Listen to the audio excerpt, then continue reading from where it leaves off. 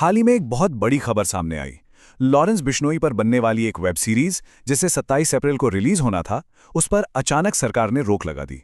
अब जब भी ऐसा कुछ होता है तो एक बहुत बड़ी बहस छिड़ जाती है कि पर्दे पर क्या दिखाया जाना चाहिए और क्या नहीं। इसी घटना को ध्यान में रखते हुए आज के इस विश्लेषण में हम सिनेमा की उस रहस्यमयी और डार्क दुनिया में उतरेंगे जिसे जानबूझकर मेनस्ट्रीम से छिपा दिया जाता है। रिस्ट्रिक्टेड सिनेमा का ये पूरा कॉन्सेप्ट सच में बहुत दिलचस्प है। तो सवाल ये उठता है कि आखिर होता क्या है जब किसी फिल्म का कंटेंट, उसके सीन या उसका टॉपिक इतना ज़्यादा डार्क, इंटेंस या विवादित हो जाए कि उसे आम थिएटर्स में दिखाना ही नामुमकिन लगे। क्या ऐसी फिल्मों को हमेशा के लिए डिब्बे में बंद कर दिया जाता है या फिर उन्हें पब्लिक की नज़रों से दूर किसी डार्क कॉर्नर में छिपा दिया जाता है? चलिए इस पूरे प्रोसेस की परतें खोलते हैं। ठीक है, तो सबसे पहले ये समझना बहुत ज़रूरी है कि सॉफ्ट बैन आखिर भला क्या है। देखिए, ये कोई ऐसा बैन नहीं है जहां सरकार की तरफ से कोई ऑफिशियल नोटिस या कागजी रोक लगाई गई हो, बल्कि होता यह है कि फिल्म को पूरी तरह से किनारे कर दिया जाता है। या तो सिनेमाघर वाले उसे लगाने से साफ मना कर देते हैं, या फिर उसके एक्सट्रीम और टैबू कंटेंट की वजह से रिलीज को सालों तक लटका दिया जाता है। आज के इस विश्लेषण में ऐसी ही 10 फिल्मों की बात की जाएगी जो बड़े पर्दे पर तो सॉफ्ट बैन का शिकार हुईं, लेकिन फाइनली ओटीटी और स्ट्रीमिंग प्लेटफॉर्म्स के जरिए इन्होंने अपना रास्ता बना ही लिया। तो आज के इस सफर को 3 मेन कैटेगरीज में डिवाइड किया गया है।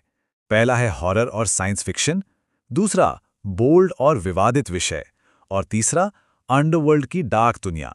आइए देखते हैं कि वो कौन सी रीजंस हैं जिनकी वजह से फिल्मों को इस तरह का अघोषित बाइकॉट झेलना पड़ता है। शुरुआत करते हैं हमारी पहली कैटेगरी से, horror and science fiction, pushing psychological boundaries. यहां बात उन फिल्मों की होगी जिन्होंने सिर्फ डराया नहीं बल्कि साइकोलॉजिकल लेवल पर इतना डिस्टर्ब किया कि उन्हें थिएटर से हटाना ही पड़ा। Amazon प्राइम पर अवेलेबल द सब्सटेंस फिल्म इसका बिल्कुल परफेक्ट उदाहरण है। इसमें शेप शिफ्टिंग यानी शरीर की अदला बदली जैसे डरावने हॉरर कॉन्सेप्ट्स का यूज किया गया है। ऊपर से ये फिल्म एक्सट्रीम वायलेंस और मेंटली डिस्टर्ब कर देने वाले सीन से भरी पड़ी है। इसका नतीजा क्या हुआ? रिलीज होने के सिर्फ 1-2 दिन के अंदर ही ज्यादातर सिनेमाघरों ने इसे स्क्रीन से उतार दिया। रीजन बड़ा साफ था, फिल्म के आखिरी 30 मिनट इतने ज्यादा परेशान करने वाले थे कि लोग बीच में ही फिल्म छोड़कर बाहर भाग रहे थे। ये एक ऐसा साइकोलॉजिकल चैलेंज था जिसे बड़े पर्दे पर हैंडल करना सच में मुश्किल हो गया। नेटफ्लिक्स के 2 प्रोजेक्ट्स इसी डार्क साईफाई दुनिया को एक कदम और आगे ले जाते हैं। एक तरफ है इट्स व्हाट्स इनसाइड। इसकी कहानी एक ऐसी मशीन के इर्द गिर्द घूमती है जो 2 इंसानों को कुछ देर के लिए एक दूसरे के शरीर में जाने की पावर देती है। माना जाता है कि ये उन असल एक्सपेरिमेंट से इंस्पायर्ड है जिनका आरोप अक्सर अमेरिकी सरकार पर लगता रहा है। वहीं दूसरी तरफ है सीरीज इफ विशेस कुड किल। इसमें एक बेहद वायलेंट मोबाइल ऐप है जो लोगों की डार्क विशेस पूरी करता है, लेकिन कीमत के तौर पर इंसान को सिर्फ 24 घंटे की जिंदगी मिलती है। इन दोनों ही प्रोजेक्ट्स का कॉन्सेप्ट इतना ज्यादा एक्सट्रीम था कि इन्हें बड़े पर्दे पर रिलीज करने के बारे में सोचा भी नहीं जा सकता था। अब इसी लिस्ट में एक uncut 18+ Malayalam found footage film का नाम भी आता है। खास बात यह है कि इसे खुद अनुराग कश्यप ने हिंदी में डब करवाया था। इसमें कैमरे की रिकॉर्डिंग के जरिए 2 लोगों की कहानी दिखाई गई है जो भूत ढूंढने निकलते हैं और फिर अचानक गायब हो जाते हैं।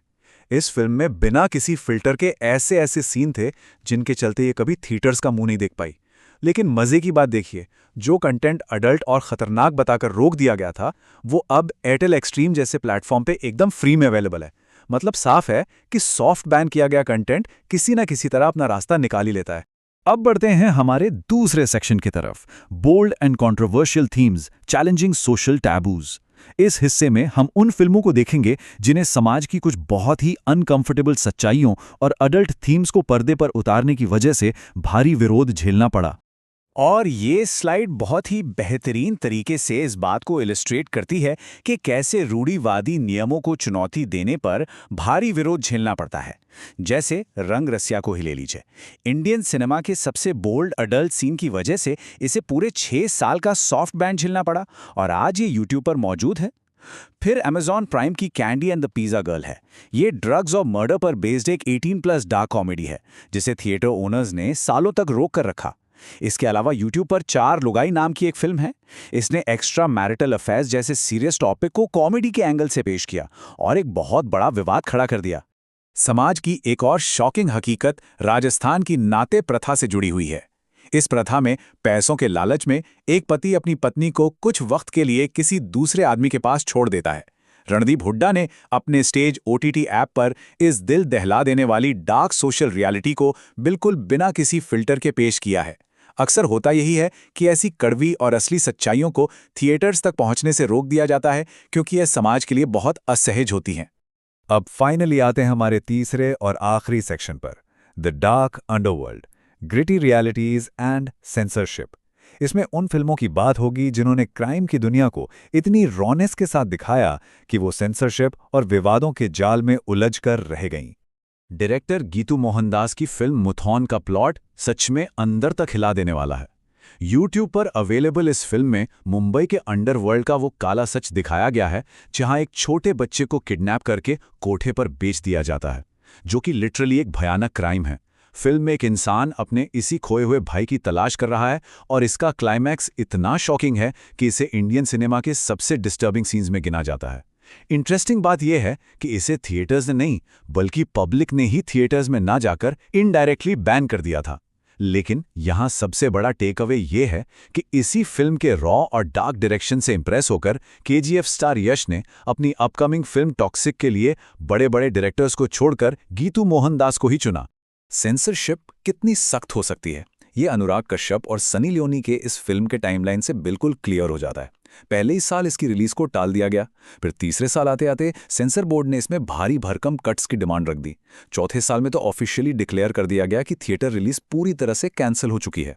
और अब इतने लंबे स्ट्रगल के बाद फाइनली इसे बिना किसी बड़े प्रमोशन के चुपचाप ZEE5 पर रिलीज कर दिया गया है।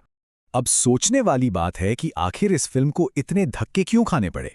कुछ इनसाइडर रिपोर्ट्स ये दावा करती हैं कि फिल्म में एक असली अंडरवर्ल्ड डॉन के साथ जो कनेक्शंस दिखाए गए थे, उससे सेंसर बोर्ड और मुंबई की एक बहुत ही पावरफुल शख्सियत जिन्हें बड़े पापा कहा जाता है, वो काफी नाराज हो गए थे।